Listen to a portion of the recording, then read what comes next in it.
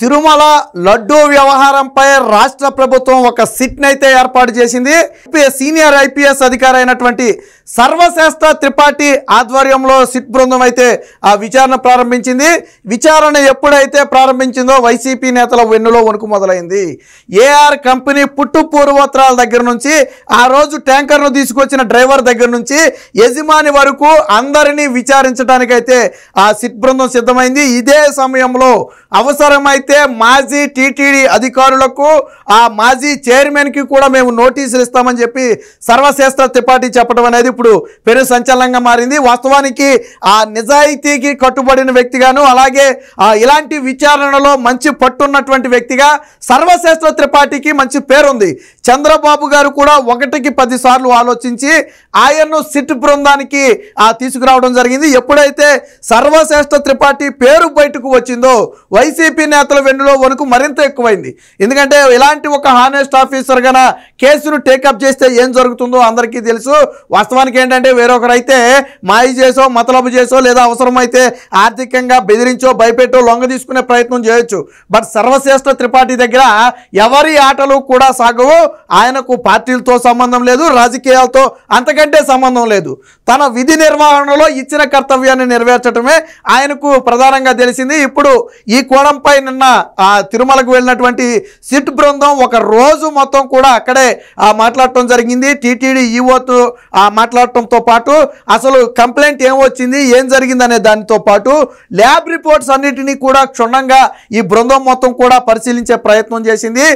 దీని మీద అలాగే దుండగాలు వెళ్ళి అక్కడ ఏఆర్ ఫుడ్స్ మీద కూడా కొంత విచారణ అయితే చేయడం జరిగింది. ఇక ఇదే సమయంలో ఈ కేసులో ఇంకా ఎవరి ఇన్వాల్వ్మెంట్ ఉంది, దీనిలో కుట్రకోణం ఏమైనా ఉందా, రాజకీయ నేపథ్యం ఏమైనా ఉందా, ఏఆర్కి చెందినటువంటి సంస్థ మొదట్లో ఎవరి దగ్గర ఉండేది, ఇప్పుడు ఎవరి దగ్గర ఉంది, వీరికి వైసీపీ నేతలకి ఎక్కడైనా సంబంధాలు ఉన్నాయా, గతంలో వీళ్ళు ఎటువంటి కార్యక్రమాలు చేశారు, ఎక్కడెక్కడ వీళ్ళు ఇతర ఫుడ్ని సప్లై చేశారు, నెయ్యి కాకుండా ఇతర ఏం ఫుడ్ సప్లై చేస్తున్నారు, అందులో ఎటువంటి కల్తీ జరుగుతుంది, ఇలాంటి అనేక అంశాలను అయితే సర్వశ్రేష్ఠ త్రిపాఠి ఆధ్వర్యంలోని సిట్ బృందం అయితే పరిశీలించడం జరుగుతుంది.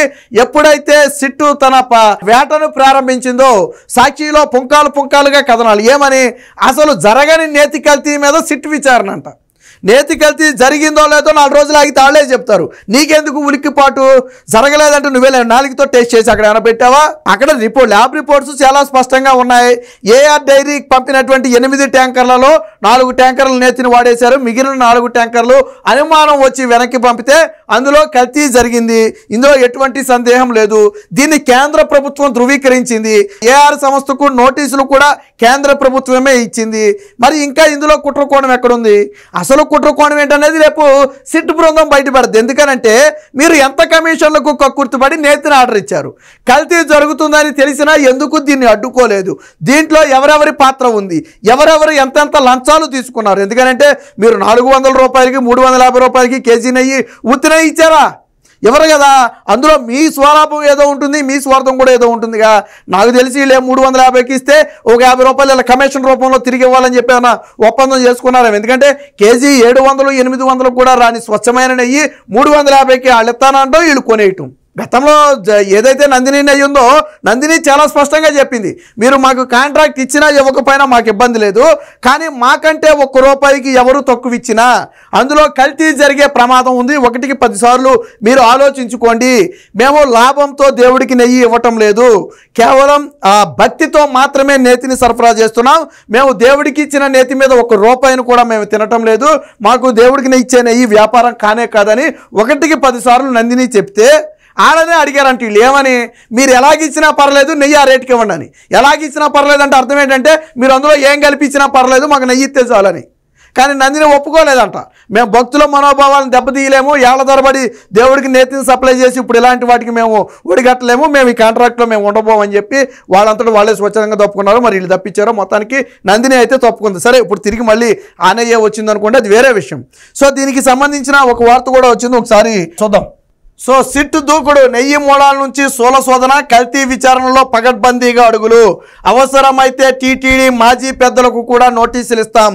సో టీటీడీ మాజీ పెద్దలు ఎవరంటే వైవి సుబ్బారెడ్డి కావచ్చు, లేదా భూమాన కరుణాకర్ రెడ్డి కావచ్చు, అలాగే ధర్మారెడ్డి ఎవరైతే పరారీలో ఉన్నాడో ధర్మారెడ్డి కావచ్చు, లేదా అందులో పనిచేసిన ఇతర అధికారులు కావచ్చు. అంటే మనకి పైకి కనపడేది 2-3 పేర్లు అయినప్పటికీ కూడా డెప్త్కి వెళ్ళే కొంది చాలామంది ఇన్వాల్వ్మెంట్ ఇందులో ఉంటుంది.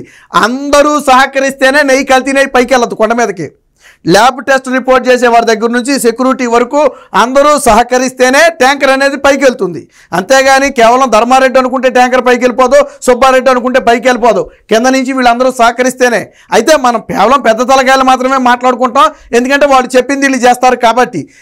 కానీ ఇక్కడ ఒకటి స్పష్టంగా ఉంది. ఆయన ఇండైరెక్ట్గా చెప్పింది ఏంటంటే టీటీడీ మాజీ పెద్దల కంటే అర్థం ఏంటంటే వైవి సుబ్బారెడ్డికి భూమాన కరుణాకర్ రెడ్డికి మేము త్వరలోనే నోటీసు ఇస్తాం. అది ఇద్దరికి ఇస్తారా ఒకరికి ఇస్తారా అనేది విచారణలో వచ్చినటువంటి పేర్లను బట్టి ఆ ఏఆర్ ఏదైతే కాంట్రాక్ట్ ఎవరి హయాంలో ఇచ్చారో ఈ కాంట్రాక్ట్ సంస్థతో ఏమైనా రాజకీయ సంబంధాలు ఉన్నాయా, ఇలాంటి అనేక కోణాల మీద అయితే ఆధారపడి ఉంటుంది.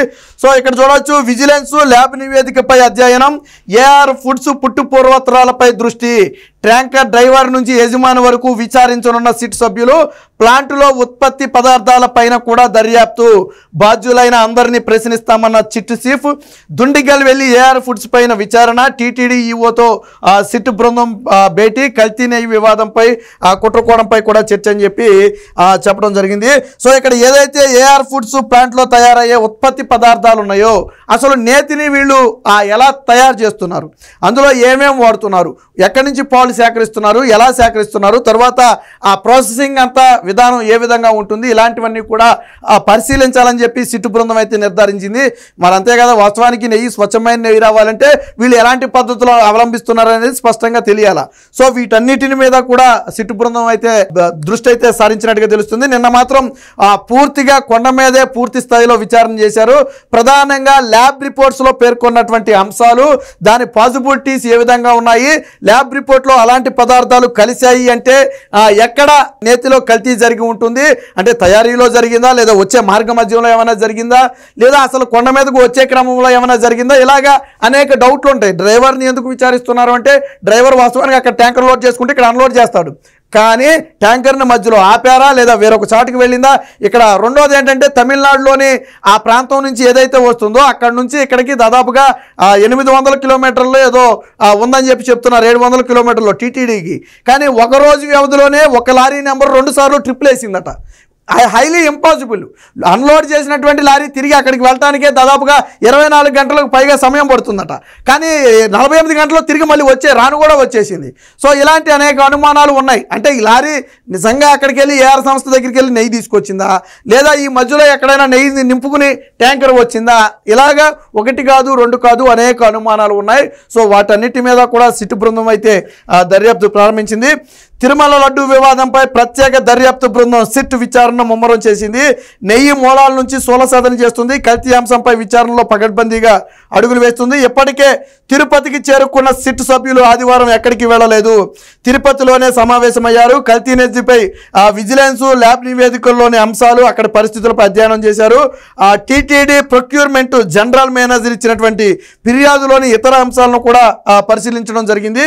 అలాగే సిట్ చీఫ్ సర్వశ్రేష్ఠ త్రిపాఠి నేతృత్వంలోని డిఐజీ గోపీనాథ్ జెట్టి, ఎస్పీ హర్షవర్ధన్ రాజు, అలాగే అదనపు ఎస్వి వెంకట్రావు ఈ కేసును అయితే దర్యాప్తు చేస్తున్నారు.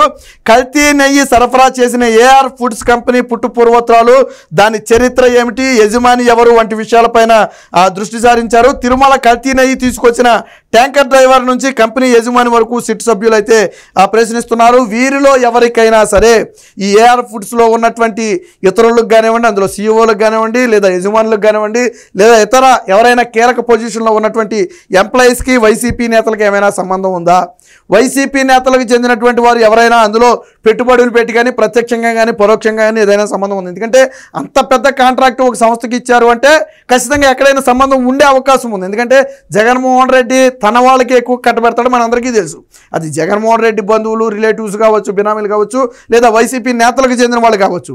కాబట్టి ఈ కోణంలో కూడా అసలు ఏఆర్ సంస్థకు వైసీపీ నేతలకు ఎక్కడైనా సంబంధం ఉందా, ఏ మూలైనా లింకు గొలుస్తుందా అనే దాని మీద, లేదా కామన్గా పెట్టుబడులు పెట్టిన వాళ్ళు ఎవరైనా ఉన్నారా, ఒక వైసీపీ నేతకు చెందిన కంపెనీలోనూ అలాగే ఏఆర్ ఫుడ్స్లోనూ కామన్గా ఎవరైనా పెట్టుబడులు పెట్టారనుకోండి, సో అక్కడ కూడా పాసిబిలిటీస్ ఉంటుంది, వాళ్ళ ద్వారా కాంట్రాక్ట్ ఇప్పించి ఉండొచ్చు. సో ఇలాంటి అనేక అంశాల మీద అయితే సర్వశ్రేష్ఠ త్రిపాఠి అయితే పూర్తిగా దృష్టి సారించారు. వాస్తవానికి ఇలాంటి వాటి మీద సర్వశ్రేష్ఠ త్రిపాఠికి చాలా అనుభవం ఉంది. చాలా పకడ్బందీగా ఆయన ఏదైనా ఒక స్కెచ్ కనుక గీసి ఉచ్చు బిగిస్తే ఇక ఎట్టి పరిస్థితుల్లోనూ ఎవరూ తప్పించుకోలేరు. అంత పకడ్బందీగా సాక్ష్యాధారాలను సేకరిస్తారు. అణువు కూడా గాలించే ఇది ఉన్నటువంటి వ్యక్తి సర్వశ్రేష్ఠ త్రిపాఠి. ఎందుకంటే ఒక దేశవ్యాప్తంగా కోట్లాది మంది భక్తుల మనోభావాలు దెబ్బతీసినటువంటి ఒక హై ప్రొఫైల్ కేసుని ఒక వ్యక్తిని చంద్రబాబు గారు డిసైడ్ చేశారు అంటే ఆ వ్యక్తి క్యాపబిలిటీ ఏంటనేది మనం అర్థం చేసుకోవచ్చు.